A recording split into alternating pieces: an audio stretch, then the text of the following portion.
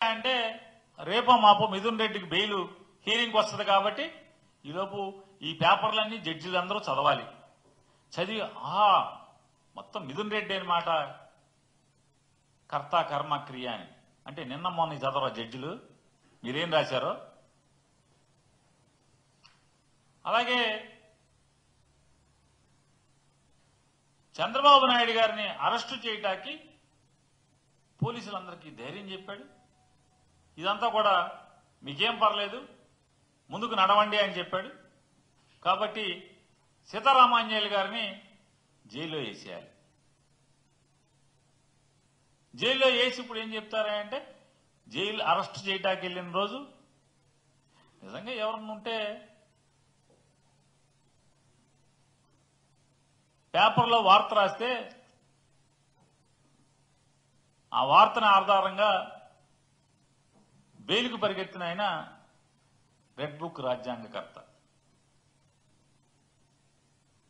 ఈయనేమో జన కార్యకర్తలకు ఏం చెప్తాడు, మీరు అరెస్ట్ అవ్వండి, ఎన్ని కేసులుంటే అంత పోటుగాళ్ళు, మీరు పెద్ద పెద్ద పదవులు ఇస్తామని చెప్పి కార్యకర్తని రెచ్చగొట్టి పేపర్లో అతని మీద కేసు ఉంది అనగానే టప్పని బెయిల్కి పరిగెత్తి.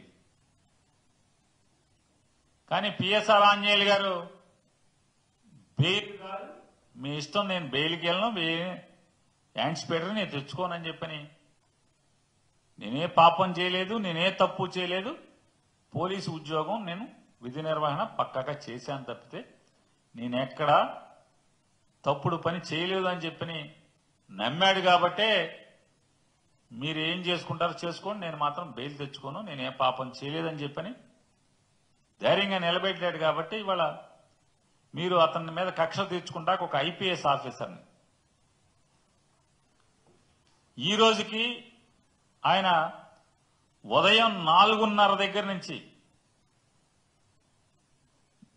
గాయత్రి మంత్రంతో, సంధ్యావందనం దగ్గర నుంచి మొత్తం గాయత్రి మంత్రం మొదలు పెడితే విష్ణు సహస్రనామం, లలితా సహస్రనామం, వేదాంశాలు ఇవన్నీ రోజు ఆయన జైల్లో పట్టించేది పొద్దు నుంచి రాత్రి దాకా. జైలు అధికారులు చెప్తున్నారు ఇవన్నీ. ఆయన ఊరికే మామూలు పోలీసుడు అనుకున్నామండి, కానీ సనాతనంగా సద్బ్రాహ్మణుడు ఎలా జీవిస్తాడో అలాగే ఆయన జీవన విధానం కొనసాగుతుందని చెప్పని జైలు అధికారులు బయట మాట్లాడుతున్నారు. ఆయన ఇంట్లో కర్నూలు నుంచి ఒకరిని తీసుకొచ్చి ఇల్లంతా ఎతికిచ్చారు. ఆ రోజు ఆయన ఫోన్ అడగగానే ఫోన్ ఇచ్చేశాడు మీకు. మొత్తం బాత్రూముల దగ్గర నుంచి, బాత్రూంలో కమోడు ట్యాంకులతో సహా అన్ని ఎత్తుక్కున్నారు కదా, మీరు ఎత్తుక్కున్నారు కదా. మళ్ళీ ఇవాళ సీతారామాంజనేయులు గారి సోదాలు. ఏంటి సోదాలు?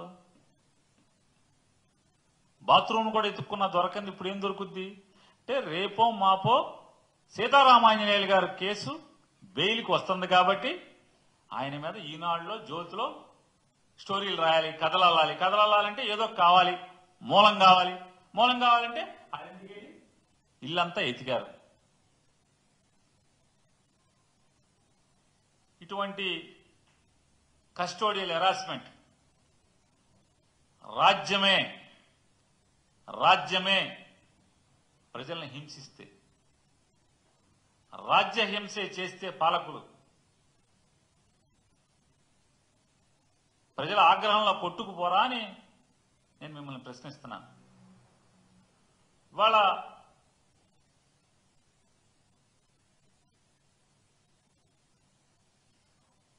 ఎంత పచ్చి దగాకోరులంటే వీళ్ళందరూ కూడా. మరీ ప్రత్యేకించి చంద్రబాబు నాయుడు గారు 40 ఏళ్ళ ఇండస్ట్రీ అని చెప్తాడు. ఆయన నిన్న ఢిల్లీ వెళ్ళాడు. వెళ్ళి ఆయన చెప్తాడు ఎంత పచ్చి పాపం అంటే, ఆంధ్రప్రదేశ్ రాష్ట్రంలో తల్లికి వందనం అనే ప్రోగ్రాం జరుగుతుందని చెప్తున్నాడు. ఇంతకన్నా దగా ఇంకోటి ఉంటుందా అని అడుగుతున్నాను. మీడియాకి, ఢిల్లీ మీడియాకి చెప్తున్నాడు.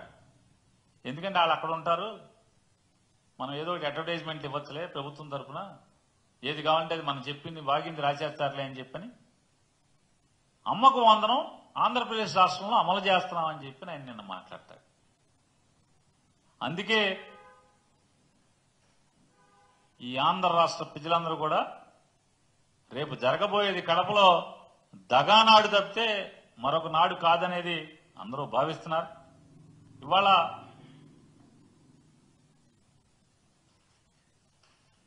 ఆంధ్రప్రదేశ్ రాష్ట్రంలో ఒక్కటంటే ఒక్క ప్రజా సంక్షేమ కార్యక్రమం, ఒక్కటంటే ఒక్క కొత్తగా వీళ్ళు జగన్మోహన్ రెడ్డి గారు ప్రారంభించి లేకపోతే ఆయన ఎంఓఈలు చేసుకుని ఆయన శంకుస్థాపన చేసినటువంటి కార్యక్రమాలు తప్పితే, అభివృద్ధి కార్యక్రమాలు తప్పితే ఒక్కటంటే ఒక్క కార్యక్రమం కూడా ఈ సంవత్సర కాలంలో వీళ్ళు ప్రారంభించకపోవటం, వీళ్ళ ఎమ్మెల్యేలు వీళ్ళ బీఫారం ఇస్తే గెలిచినటువంటి ఎమ్మెల్యేలే ప్రజల మధ్యకి వెళ్ళలేకపోతున్నాం, మా మొహం చూపించలేకపోతున్నాం, అభివృద్ధి కార్యక్రమాలు ఏమీ చేయలేకపోతున్నాం, ప్రజలు అడిగిన పనులు చేయలేకపోతున్నాం, సిగ్గేస్తుంది, మీరు ఇక మనకు డబ్బులు ఇవ్వలేము, నిధులు ఇవ్వలేమని చెప్పి మీరు చెప్పేస్తే ప్రజల దగ్గరికి వెళ్ళి మీరు మోసపోయి మాకు ఓటేశారు, మాకు ఓటేసి మీరు దగా చెందారు అని చెప్పి చెప్పుకుంటాను ప్రజలకని చెప్పని